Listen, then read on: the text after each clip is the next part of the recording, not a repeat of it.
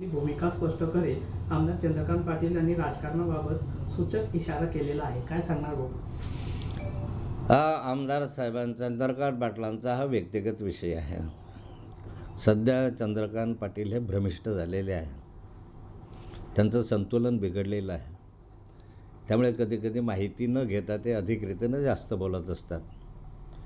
त्यांनी राजकारणात राहिलं पाहिजे, काम केलं पाहिजे, लोकांनी आपल्याला निवडून दिलं पाहिजे, निवडून दिलं आहे.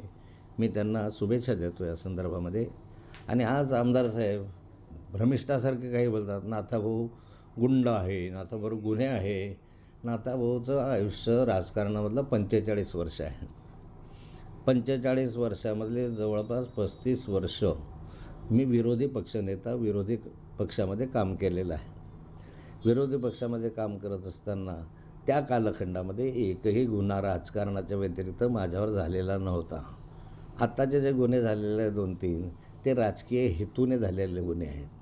त्याच्यामध्ये आता न्यायालयात काय होईल ते बघूया. पण यामध्ये मी खरोखरच गुंड प्रवृत्तीने वागलो का? तर वागलो. ते कशासाठी? की महाराष्ट्राच्या विधानसभेच्या व्यासपीठाचा उपयोग मी यासाठी केला की जे पांढरपेशे दरोडेखोर आहेत, ज्यांनी बँकांवर दरोडे घातले, ज्यांनी मोठ्या प्रमाणावर माफियागिरी केली, ज्यामध्ये अनेक ठिकाणी महिलांवर अत्याचार केले, अशा ठिकाणी लोहारसारख्या काही प्रवृत्ती ज्या राजकारणामध्ये याच्यामध्ये पोलीस विभागामध्ये अधिकारी स्वरूपामध्ये गुंडागर्दीचा उपयोग करत होते, ज्याच्यामध्ये मुंबईसारख्या शहरामध्ये दाऊद इब्राहिम असेल का अन्य कोणी असेल, या सगळ्या गँगस्टरच्या बाबत प्रखरपणे बोलणारा मी एक त्याच्यामधला आहे विरोधी पक्षात असताना. आणि मी केलंच आहे. त्यामुळे अनेक जण आता जेलमध्ये जाऊन आले आहे. या महाराष्ट्रामधले किमान 100 तरी लोक आज तुरुंगामध्ये जाऊन आलेलं आहे, काही पॅरोलवर राहिलेलं आहे, काहींच्या केसेस चाललेला आहे. आणि मला वाटतं की माफिया, दरोडेखोर, गुंड प्रवृत्तीचे लोक, अशा प्रवृत्तीच्या लोकांपर्यंत भ्रष्टाचारांच्या विरुद्ध मी सातत्यानं लढत आलो आणि मी लढत राहणार आहे. मला कोणी गुंड म्हटलं तरी लढेल, कोणी चांगलं म्हटलं तरी लढेल. कारण मी समाजासाठी केलेलं आहे. मी समाजासाठी लढतो. मी एकट्यासाठी व्यक्तिगत लढत नाही. त्यामुळे हे मी केलं आणि पुढच्या कालखंडामध्ये करणार आहे. आता विशाल पाटलाच्या संदर्भामध्ये त्यांनी जो विषय काढले API सावदा, ते या मध्ये ज्याद्यावेळेस सावद्याला 2.5 महिने त्याने त्या गुन्ह्याचा तपास लावला आणि चोरीचा, आणि जवळजवळ शासनाने मान्य केलं त्या ठिकाणी की 4,500 मरून प्रवास चोरी गेला. शासनाने त्या ठिकाणी 1 वर्षातलं मान्य केलं. आधीच्या याच्यात 40,000 ब्रॉस या 12-13 वर्षामध्ये तिथून चोरी गेला. आणि त्या चोरीची तक्रार दाखल करण्यासाठी या सदग्रस्ताने टाळाटाळ केली 2.5 महिने. आणि म्हणून त्या 2.5 महिन्यामध्ये का चौकशी झाली नाही हे विचारायला मी त्या ठिकाणी गेलो तर मला एकदम उद्धट वर्कान झालं. 2.5 महिन्यामध्ये काय 2.5 वर्षही लागू शकतात अशा स्वरूपाचं उत्तर दिलं. या ठिकाणी कोणत्याही प्रकारच्या शिव्या मी दिलेल्या नाही. कोणत्याही मंत्र्याचं नाव मी घातलेलं नाही. आपल्याला वाचवण्यासाठी त्याने मंत्र्याचे नाव घातले. मी स्वतः मंत्री होतो, माझ्या घरात मंत्री आहे, त्यामुळे मंत्र्यांना शिव्या देण्याचा विषयच येत नाही. दिलं तर माझ्या घरातल्याच मंत्र्यांना शिव्या देईल, इतका तर काही मूर्ख मी नाही आहे. आणि या ठिकाणी त्याने असं उद्धट वर्तन केलं. फक्त मी त्याला हे म्हणलोच होतो एका ठिकाणी, कारण तो मला म्हणाला की रेव्हन्यूवाले पैसे खातात आणि केसेस दाखल करायला आमच्याकडे येतात. मी त्याला हे जरूर बोललो होतो त्या ठिकाणी किंवा त्यांनी शेण खाल्लं म्हणून तू गू का खातो, हे बोललोच आहे. त्याच्यामध्ये मी नाही म्हणतच नाही. आणि हे म्हटल्यानंतर लगेच त्याला 2 मिनिटाच्या आत मी म्हटलं माझ्यासारख्या माणसाने गू खाणं हा शब्द वापरणं चुकीचं आहे, त्यामुळे मी तुझी माफी मागतो असा शब्द वापरला. माफी मागतो. माफी मागितल्यानंतर हा सगळा विषय तिथं बंद व्हायला पाहिजे होता. परंतु कोणत्या तरी राजकीय सल्लागाराने त्याला सल्ला दिला आणि त्यामुळे त्यांनी असं ओढून चढून त्या ठिकाणी FIR दाखल झाला. आता या विशाल पाटलाच्या संदर्भामध्ये मी विधानसभेत प्रश्न विचारला होता आणि म्हणून त्याची जीवार आली. आणि तो त्या ठिकाणी नेहमी माझ्याविषयी अद्वैत होतो, आधीही बोलत होता.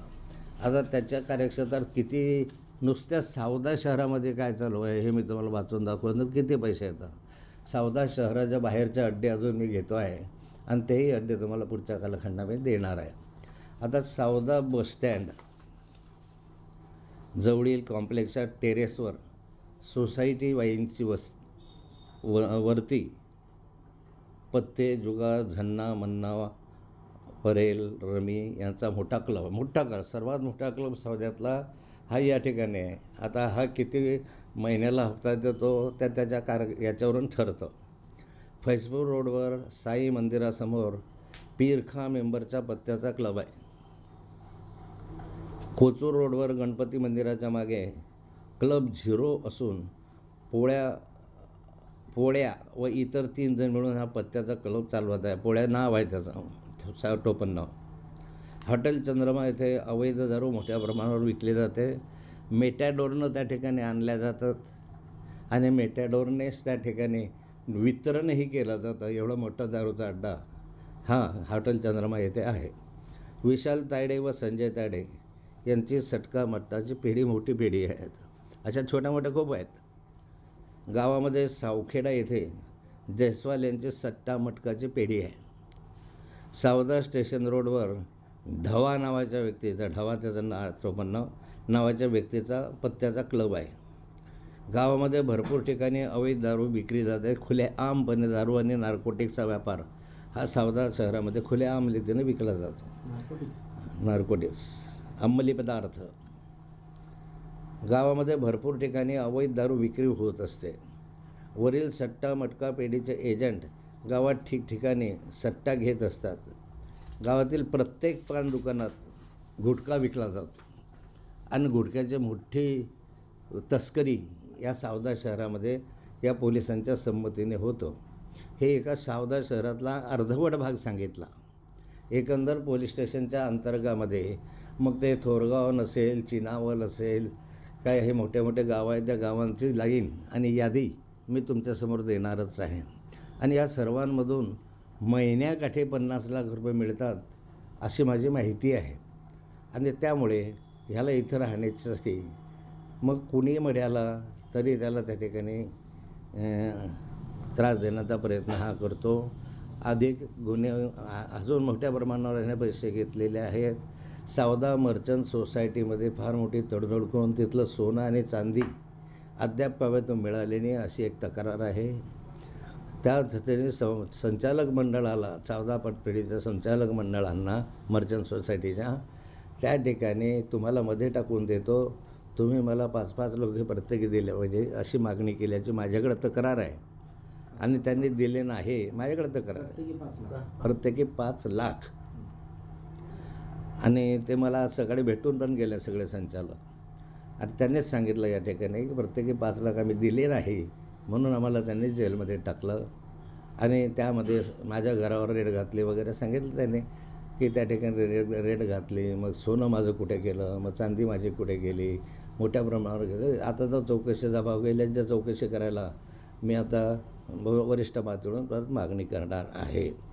आता हे चरित्र आहे अशा स्वरूपाचं विशाल पाटलांचं.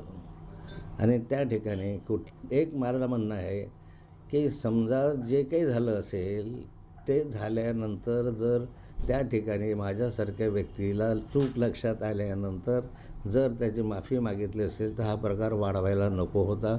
शेवटी त्यांच्या इच्छेनं अर्थ पकडला. मी अनेक ठिकाणी अनेक विषय मांडले आणि त्या मांडल्या म्हणून अधिकाऱ्यांना घरी जावं लागलं. लोहार नावाचे 3 बंधू आजही त्या ठिकाणी त्यात एक गेला जेलमध्ये असताना. ते तेव्हापासून प्रकरण आज चालू आहे. त्याला जवळपास आता 2012पासून हा विषय चालू झाला तर अजून तो विषय संपलेला नाही आहे. त्यामुळे अधिकारी चूक करत असेल तर ते मांडलंच पाहिजे. आता या ठिकाणी सट्ट्याचे, मटक्याचे, जुगाराचे, मुरुम चोरीचे, वाळू चोरीचे, ह्या सगळ्याचे अनेक प्रकार सावदा भागामध्ये चालत असताना त्या ठिकाणी विचारायला जाऊ नका. मी लोकप्रतिनिधी आहे, त्यामुळे मी जनतेच्या कामांसाठी गेलो होतो, माझ्या व्यक्तिगत कामासाठी गेलो नव्हतो. आणि मी आणखीही जाईल. यानंतर मी आणखी त्या संदर्भामध्ये लोकप्रतिनिधी म्हणून माझं जे कर्तव्य आहे ते मी पार पडेल. मला कोणी गुंड म्हटलं काय, आणखी काय म्हटलं काय, गुंड कोण आहे, कसे आहे, जनतेला माहिती आहे.